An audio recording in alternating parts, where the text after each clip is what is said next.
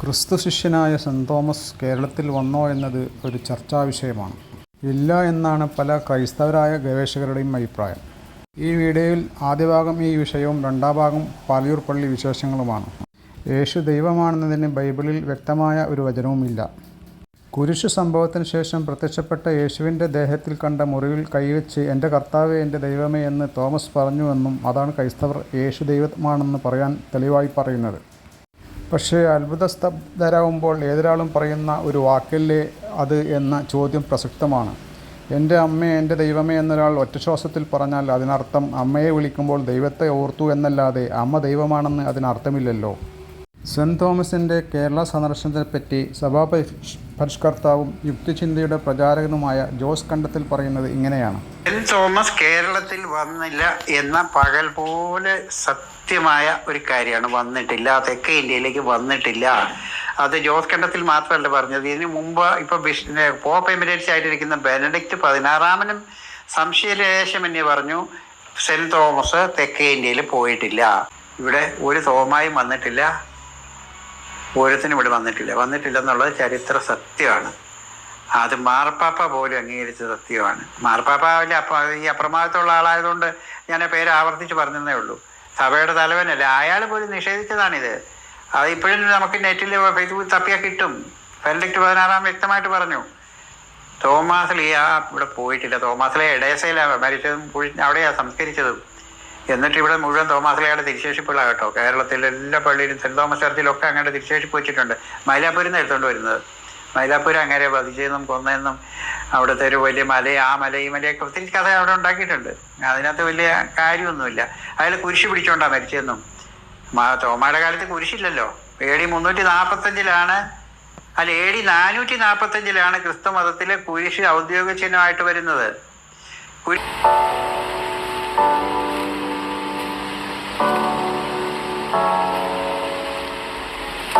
കുരിശെന്ന് പറയുന്ന ഏതെങ്കിലും ഒരു സ്ഥാനം കിട്ടിയത് കുരിശിന് AD 412 412 കോൺസ്റ്റന്റൈൻ യുദ്ധത്തില് റോമൻ കൊടിയിലെ അടയാളമായിട്ട് ചിഹ്നമായിട്ട് ഉപയോഗിച്ചു കുരിശിനെ. അതുകൊണ്ട് 5-ാം നൂറ്റാണ്ടിന്റെ ആരംഭം വരെ കുരിശ് ചരിത്ര രേഖകളിൽ എവിടെയും ഉണ്ടായിരുന്നില്ല. അപ്പൊ പിന്നെ തോമാസ് ലീയ കുരിശും പിടിച്ചുകൊണ്ട് വിളിക്കാൻ പറ്റുമോ? മാനിക്കാൻ ഉണ്ടാക്കിയ കുരിശാണ് 3-ാം നൂറ്റാണ്ടിൽ.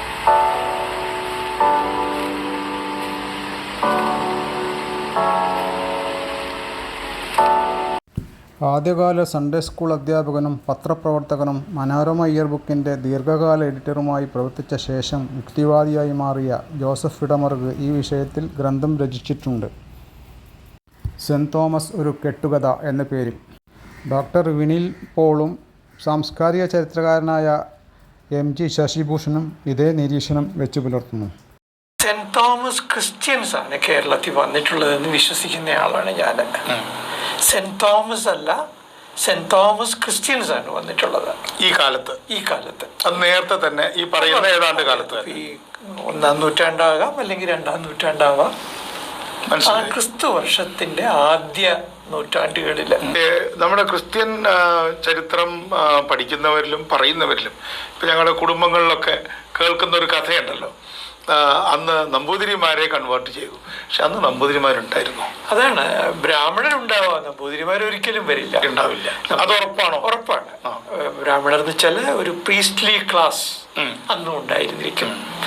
ആ പ്രീസ്റ്റ്ലി ക്ലാസ്സിനെ നമ്മുടെ നമ്പൂതിരിന്ന് പറയുന്നത് ശരിയല്ല എന്ന് മാത്രമല്ല, അന്ന് ബ്രാഹ്മണ്യം നമ്മുടെ നാട്ടിലെ 1-2 നൂറ്റാണ്ടിലുണ്ടോ? അതിനും ഒരു ഡിസ്പ്യൂട്ടബിൾ ആണ് അല്ലേ? ആണ്. കാരണം ഞാനിതിനെ വളരെ ശാസ്ത്രീയമായി കാണുന്ന ഒരാളാണ്. ഒരു മഹാശിലാ സംസ്കാരമാണ് കേരളത്തിൽ ഉണ്ടായിരുന്നത് ഇരുമ്പ് യുഗത്തിൽ. അതിൽ ബെറിയൽ കൾച്ചറിൽ നമ്മൾ കാണുന്നത് റെലിക്സ് ആണ് ഈ മെഗാലിത്തിക് മോണ്യുമെന്റ്സ് എന്ന് പറയുന്നത്. അതായത് കുറെ കൂടി പറഞ്ഞാൽ ശവം എന്ന് പറയുന്നത് ദഹിപ്പിക്കുകയാണോ കുഴിച്ചിടുകയാണോ വേണ്ടത്. ഈ നമ്പൂതിരിമാരുടെ വരവിന് ശേഷമാണ് ശവം ദഹിപ്പിക്കുന്ന രീതിക്ക് ഇവിടെ ഒരു അക്സെപ്റ്റൻസ് വരുന്നത്. അപ്പൊ അത് നോക്കുകയാണെങ്കിൽ ഒരു AD 4-ാം നൂറ്റാണ്ടിന് ശേഷമാണ് നമ്പൂതിരിമാര് വന്നിരിക്കാൻ. കർണാടകത്തിൽ നിന്ന് വന്നിരിക്കാം, അല്ലെങ്കിൽ പിന്നെ പല സ്ഥലത്തു നിന്ന്. ഇപ്പം പാലക്കാട്ട് ഗ്യാപ്പ് വഴി വന്നിരിക്കണം. ആ ഒരു അവിടെ നിന്ന് വരാം. ഈ പ്രധാനമായിട്ട് ഈ 2 സ്ഥലങ്ങളിൽ നിന്ന് വന്നിരിക്കണം. ഈ സെന്റ് തോമസ് വന്നില്ല എന്ന് പറയാൻ കാരണം ആക്ട് ഓഫ് സെന്റ് തോമസിലെ എന്ന പുസ്തകത്തിൽ അദ്ദേഹത്തിന്റെ ദിവ്യ സെന്റ് തോമസ് അതിൽ പറയുന്നത് അത് ഗൊണ്ടാഫറസ് എന്ന് പറയുന്ന രാജാവിന്റെ രാജധാനിയിൽ വന്നതായിട്ടാണ്. അത് ഒരു ഇൻഡോ ഗ്രീക്ക് രാജാവാകാനാണ് സാധ്യത. ആണ് അങ്ങനെ ഒരു ഇൻഡോ ഗ്രീക്ക് രാജാവ് ഗൊണ്ടാഫറസ് ഉണ്ട്. അദ്ദേഹത്തിന്റെ നാണയങ്ങളുണ്ട്. അത് ഇന്ത്യയുടെ ഏത് ഭാഗത്താണ്? നോർത്ത് വെസ്റ്റ് ഫ്രോണ്ടിയറിലാണ്. North west. അതെ അതെ എന്ന് പറഞ്ഞാൽ ഇപ്പോഴത്തെ പാകിസ്ഥാനിലെയും ബലൂചിസ്ഥാനിലെയും പ്രദേശത്ത് അവിടെയാണ് അദ്ദേഹം ഈ സെന്റ് തോമസ് വന്നത്. അത് അവിടുന്ന് വേണമെങ്കിൽ ഒരു കപ്പലിൽ ഇങ്ങോട്ട് വരാൻ സാധ്യതയില്ല എന്ന് ഞാൻ പറയുന്നു. ഞാൻ വരുന്നതിന്റെ യുക്തി ഞാൻ തള്ളിക്കളയുന്നു. അതെ, പക്ഷേ അദ്ദേഹം വന്നില്ല എന്ന് വീറോടെ വാദിക്കുന്ന നിഷ്പക്ഷരായ ചില ചരിത്രകാരന്മാരുടെ അഭിപ്രായം. അതിൽ ഏറ്റവും പ്രധാനി മലയാളിയായ ടി.കെ. ജോസഫാണ്. അദ്ദേഹം 6 saint Thomas's in south India എന്ന് പറയുന്നത്. അതിനെ കുറിച്ച് ഒന്ന് പറയൂ. അതെ, അദ്ദേഹം പറയുന്നത് ആ പുസ്തകത്തിലാണ് പറയുന്നത്. 6 സെന്റ് തോമസസ് ഇൻ, അതായത് 6 സെന്റ് തോമസ്മാർ. 6 അത് മലയാളത്തിൽ പരിഭാഷപ്പെടുത്തിയിട്ടില്ല. മലയാള രാജ്യമാണ് പബ്ലിഷ് ചെയ്തത്. മലയാള രാജ്യം പബ്ലിഷ് ചെയ്തു. അത് കഴിഞ്ഞ് അദ്ദേഹത്തെ പിന്തുണച്ചുകൊണ്ടും എതിർത്തുകൊണ്ടുമുള്ള പഠനങ്ങൾ വന്നു. പിന്തുണച്ചവരിൽ ഏറ്റവും പ്രധാനി യുക്തിവാദി MC ജോസഫാണ്. അതൊരു വളരെ രസകരമുള്ള കാര്യമാണല്ലോ. അതെ, MC ജോസഫ് ഈ കാര്യത്തിൽ അദ്ദേഹം തികഞ്ഞ പിന്തുണ കൊടുക്കുകയാണ് ടി.കെ. ജോസഫിന്. എങ്ങനെ വന്നിട്ടില്ല എന്നല്ല, അദ്ദേഹത്തിന്റെ ആർഗ്യുമെന്റ് ആണ് ഞാൻ നേരത്തെ പറഞ്ഞത്. കേരളത്തിൽ സെന്റ് തോമസ് ക്രിസ്ത്യൻസ് വന്നിട്ടുണ്ട്.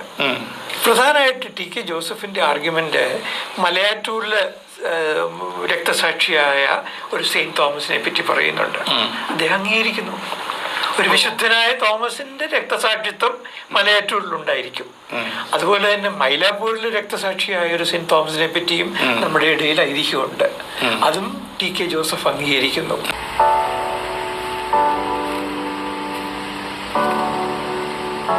ക്രിസ്തു ശിഷ്യൻ സെന്റ് തോമസ് കേരളത്തിൽ വന്നതിനും മതം സ്ഥാപിച്ചതിനും തെളിവില്ലെന്ന വാദവുമായി പുസ്തകം. സ്വതന്ത്ര ചരിത്രകാരനായ ജീവൻ ഫിലിപ്പാണ് unmasking the Syriacs the hidden origin of Christianity എന്ന പുസ്തകത്തിന്റെ രചയിതാവ്. പുരാവസ്തു ഭാഷാശാസ്ത്ര പഠനങ്ങളുടെ അടിസ്ഥാനപ്പെടുത്തിയാണ് പുസ്തകം തയ്യാറാക്കിയിരിക്കുന്നത്.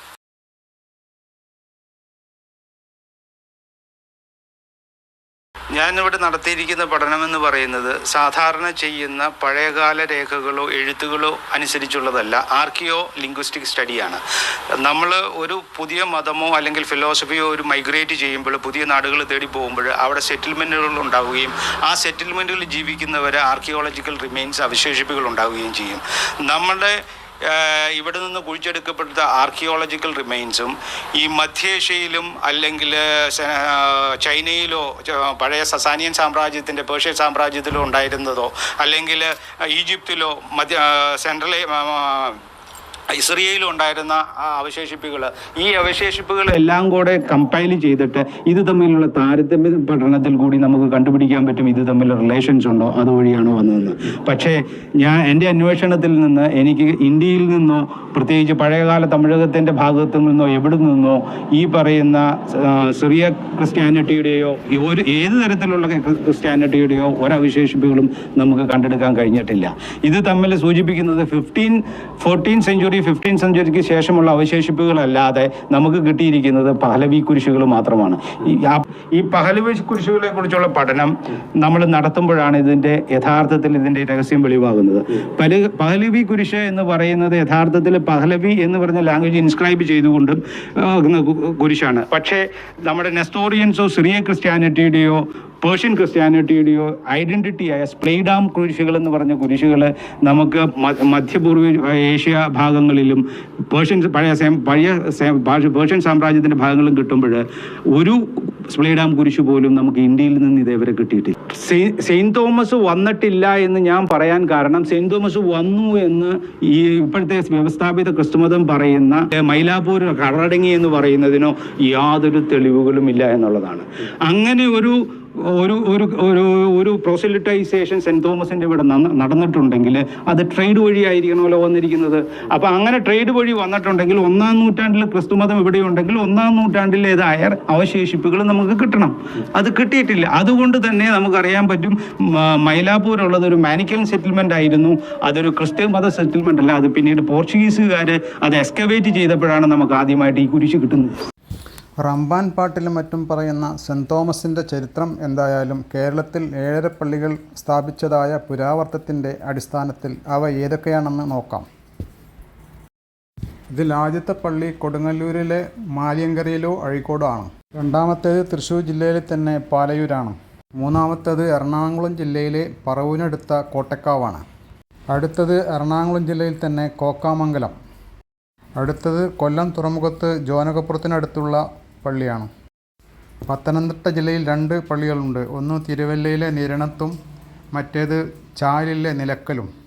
പക്ഷേ നിലക്കൽ പള്ളി 13 കിലോമീറ്റർ അകലെ ആങ്ങാമൊഴിയിലേക്ക് മാറ്റിയിട്ടുണ്ട്. അതൊരു ഹിന്ദുത്വവാദികളുടെ പ്രക്ഷോഭത്തെ തുടർന്ന് 1984 അത്.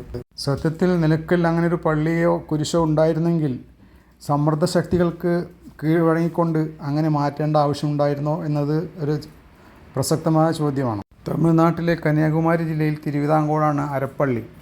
ചർച്ചിന് വേണ്ട എല്ലാ നിബന്ധനകളും ഒക്കാത്തതുകൊണ്ടാണ് ഇതിനെ അരപ്പള്ളിയായി കാണുന്നത്. ഇനി പാലയൂർ പള്ളിയുടെ വിശേഷങ്ങളിലേക്ക്. പള്ളിക്ക് മുഖ്യമായി 2 കവാടങ്ങളാണുള്ളത്. പടിഞ്ഞാറേ കവാടത്തിലൂടെയാണ് പാലയൂർ മുതുവട്ട് റോഡ് പോകുന്നത്. റോഡിന് പടിഞ്ഞാറ് ബോട്ട് കുളവും റോഡിന് കിഴക്ക് പ്രധാന പള്ളിയുടെ ഭാഗങ്ങളും. അതോടൊപ്പം 1 നൂറ്റാണ്ട് പഴക്കമുള്ള സ്കൂളും കാണാം.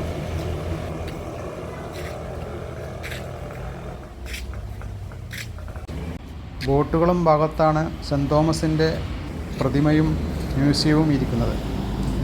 കേരള ക്രൈസ്തവ ചരിത്രത്തിലേക്ക് ആഴ്ന്നിറങ്ങുന്ന ഒരുപാട് ദൃശ്യങ്ങൾ നമുക്ക് ഈ മ്യൂസിയത്തിൽ കാണാം.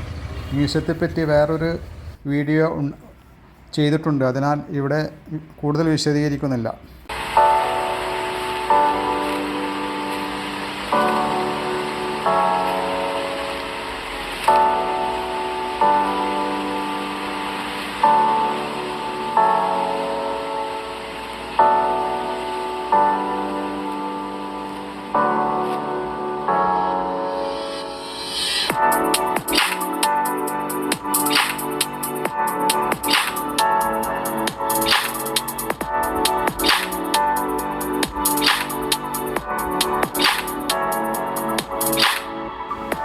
പ്രതിമാ നിർമ്മാണം ബൈബിളിന് ഭൂഷണമല്ലെങ്കിലും പിന്നീട് എങ്ങനെയോ ക്രൈസ്തവരുടെ ഇടയിൽ പ്രതിമയുടെ പ്രാധാന്യം വർദ്ധിച്ചു വന്നു.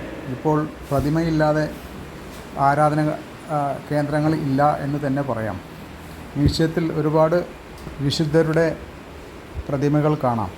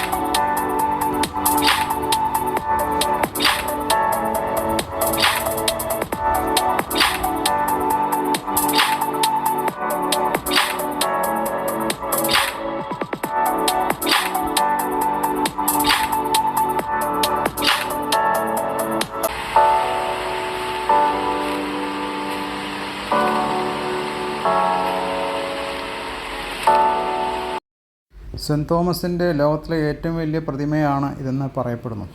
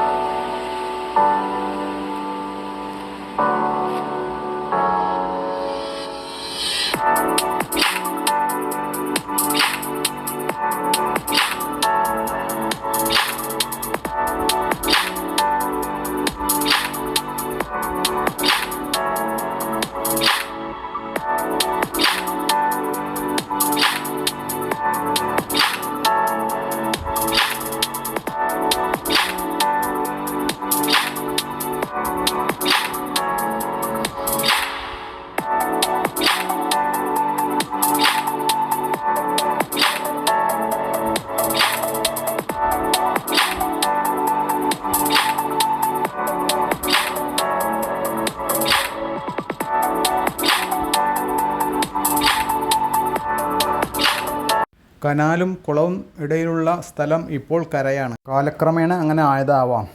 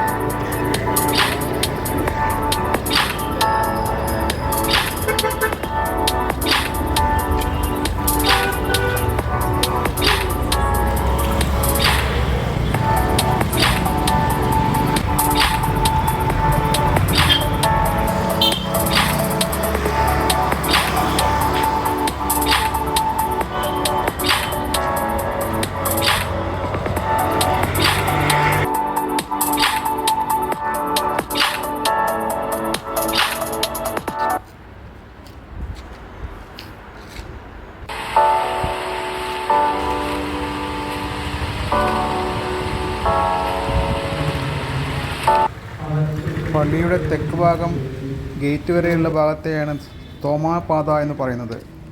ഇവിടെ സെൻറ്റ് തോമസിൻ്റെ ജീവിതഘട്ടങ്ങളെ ശിലയിൽ ഉണ്ടാക്കി വെച്ചതായി കാണാം. ഇതാണ് കൊടിമരവും മണിമേടയും.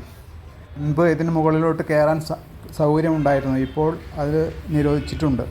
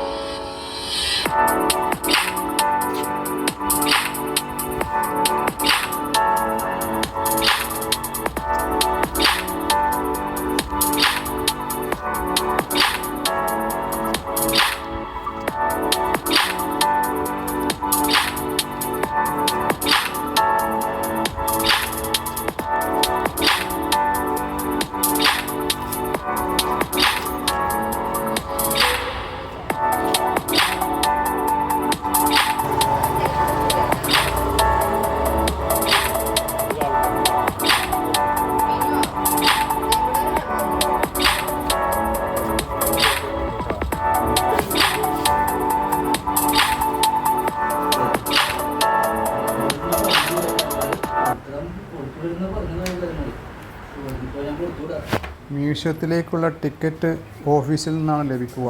ഗൈഡിൻ്റെ സഹായവും ലഭിക്കും.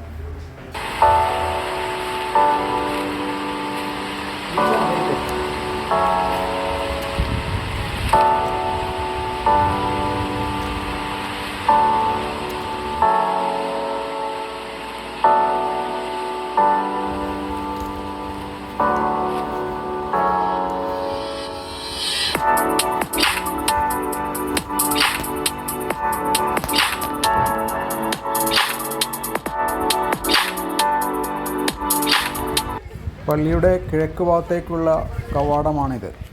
ഇവിടെയാണ് താളിയക്കുളം എന്ന് പറയുന്ന കുളമുള്ളത്. അവിടെയാണ് സെൻറ്റ് തോമസ് വന്നിട്ട് പൊതുവിശ്വാസികളെ മാമോദിസ മുക്കിയത് എന്ന് പറയപ്പെടുന്നു. വേറെയും കാഴ്ചകൾ ഇവിടെ ഒരുക്കിയിട്ടുണ്ട്.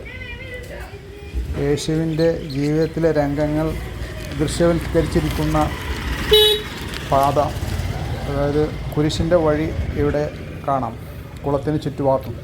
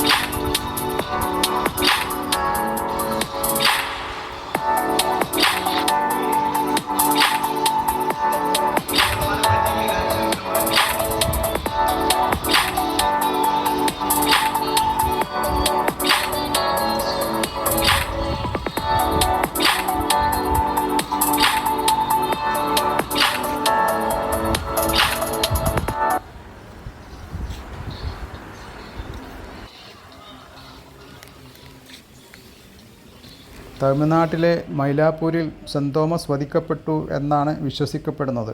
അതിൻ്റെ ഒരു ചിത്രീകരണമാണ് ഇതിന് മുകളിൽ കാണുന്നത്.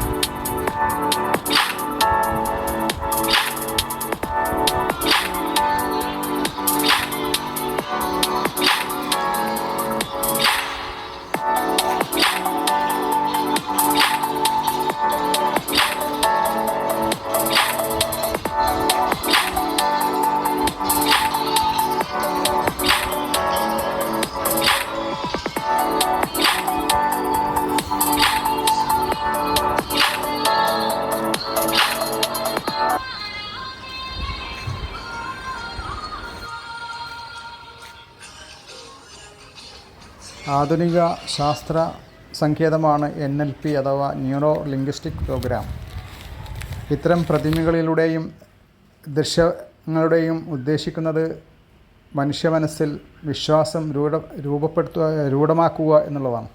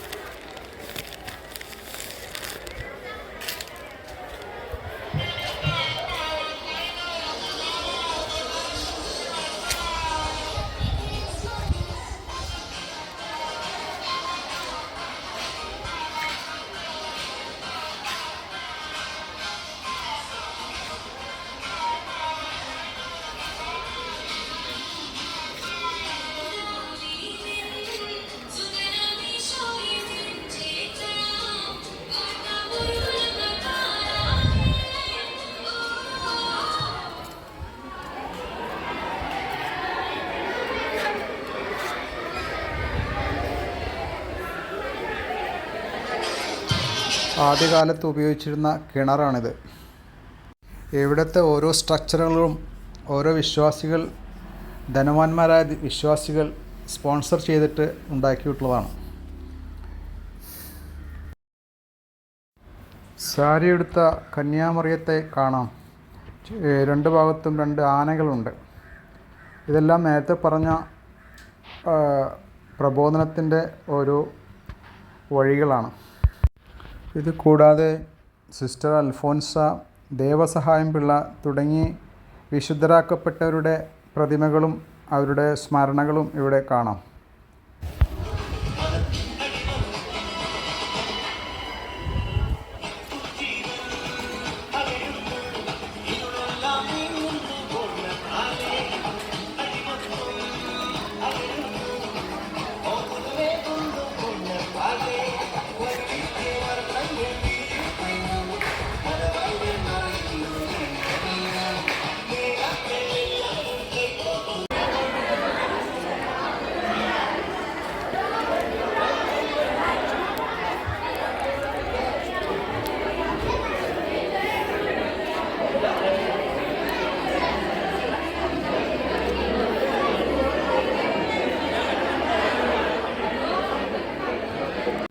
പാലിയൂർ പള്ളി കേന്ദ്രത്തിൽ ചാർജ് എടുക്കുന്ന ഓരോ പിതാക്കന്മാരും അവരുടെ കാലയളവിൽ അവരുടേതായ സംഭാവനകൾ അർപ്പിച്ചു. അങ്ങനെ ഇന്ന് പാലയൂർ പള്ളി ഒരുപാട് കാഴ്ചകൾക്കും സ്മരണകൾക്കും അവസരമൊരുക്കുന്നു. താളിയക്കുളത്തിന് അരികെയുള്ള കപ്പേളയുടെ മുന്നിലാണ് കുട്ടികൾ, കൗമാരക്കാർക്കും കുട്ടികൾ വേണ്ടി ഒരു പ്രോഗ്രാം അവിടെ നടക്കുന്നുണ്ടായിരുന്നു. ഇങ്ങോട്ട് വരുന്ന വഴിയിൽ തന്നെയാണ് പള്ളിയുടെ സെമിത്തേരിയുടെ ഭാഗം. അതിലൂടെ സഞ്ചരിക്കാനിടയായി. ഇവിടെ കണ്ട അസ്ഥിക്കുഴി ഒരു അത്ഭുതമായിരുന്നു. മുസ്ലിം കബറിടങ്ങളിൽ ഇങ്ങനെ കാണില്ല. പണ്ടുകാലത്ത് അറവുകാരുടെ സ്ഥലങ്ങളിൽ കണ്ട അസ്ഥിക്കുഴിയാണ് ഓർമ്മ വന്നത്. ഒരിക്കലും മനുഷ്യാവശിഷ്ടങ്ങൾ ഓപ്പണായി ഇടാൻ പാടില്ല. അത് കബറടക്കിയ രീതിയിൽ തന്നെ ആയിരിക്കണം. അതാണ് ആദരവ്. പള്ളിയുടെ പ്രധാന ഭാഗത്തെ കാഴ്ചകളാണ് ഇപ്പോൾ കാണുന്നത്. വിശുദ്ധരുടെ തിരുശേഷിപ്പുകൾ പ്രദർശിപ്പിക്കുന്നത് ക്രൈസ്തവരുടെ ഒരു രീതിയാണ്. പക്ഷേ ഈ ശേഷിപ്പുകളിൽ എന്താണ് ഇരിക്കുന്നത് എന്ന് വ്യക്തമല്ല.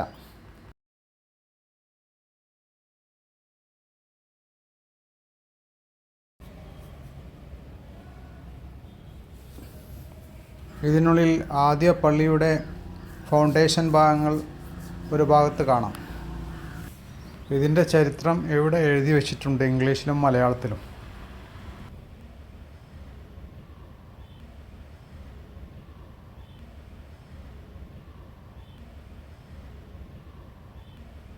സ്കൂളിൽ പഠിച്ച ദണ്ഡവിമോചനത്തെ ഓർമ്മിപ്പിക്കുന്ന ഒരു ഫലകവും ഇവിടെ കാണാനിടയായി. പള്ളിയുടെ ചില ഭാഗങ്ങൾക്ക് മാർപ്പാപ്പ അനുവദിക്കുന്ന പ്രത്യേക പരിഗണനയാണത്. അതിൻ്റെ വിശദാംശങ്ങളാണ് ഈ കാണുന്നത്.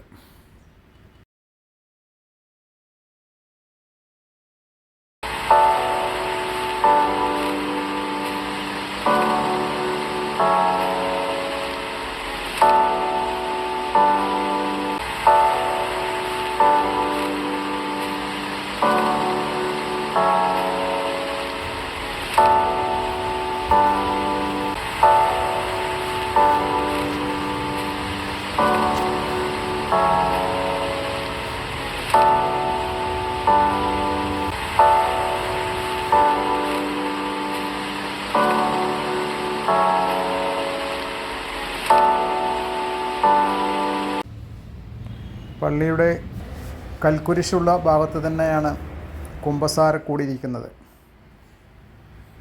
കുമ്പസാരം കത്തോലിക്ക സഭയുടെ ഒരു പ്രധാന ആചാരമാണെങ്കിലും മറ്റു സഭകൾ ഇത് അംഗീകരിക്കുന്നില്ല. മാത്രമല്ല, ചൂഷണം ചെയ്യപ്പെടാൻ വളരെ അധികം സാധ്യതകളും അങ്ങനെ ചൂഷണം ചെയ്യപ്പെട്ട ഒരുപാട് കഥകളും നമുക്ക് അറിയാം. സെൻറ് തോമസ് സ്ഥാപിച്ചെന്ന് കരുതുന്ന കൽക്കുരിശിന് ചുറ്റും അദ്ദേഹം സ്ഥാപിച്ച 7 പള്ളികളെ അനുസ്മരിക്കുന്ന ഓരോ സ്ഥലത്തെയും അനുസ്മരിപ്പിക്കാൻ വേണ്ടി ഓരോ കൽവിളക്കുകൾ സ്ഥാപിച്ചിട്ടുണ്ട്. പക്ഷേ ഇതിൽ കോട്ടക്കാവും പറവൂരും ഒന്ന് തന്നെയാണ്. അതേസമയം അരപ്പള്ളി ഇല്ലതാനും.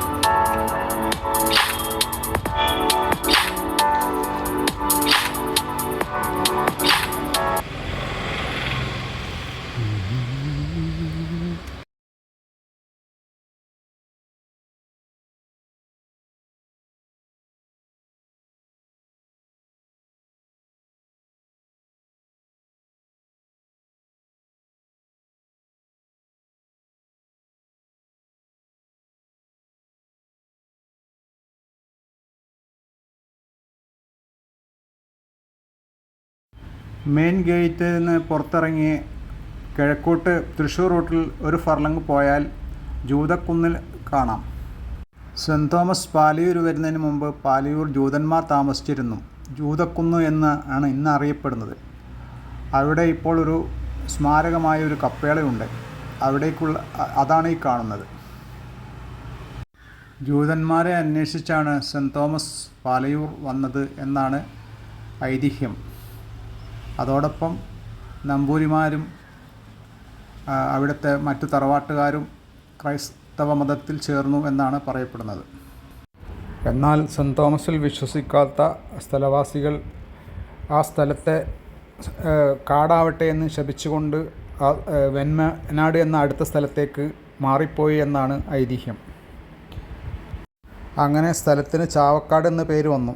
പിന്നീട് ചാവക്കാട് കൂട്ടുങ്ങലിൻ്റെ പേരാകുകയും പാലയൂരിൻ്റെ ആദ്യത്തെ പേര് തിരിച്ചു കിട്ടുകയും ചെയ്തു.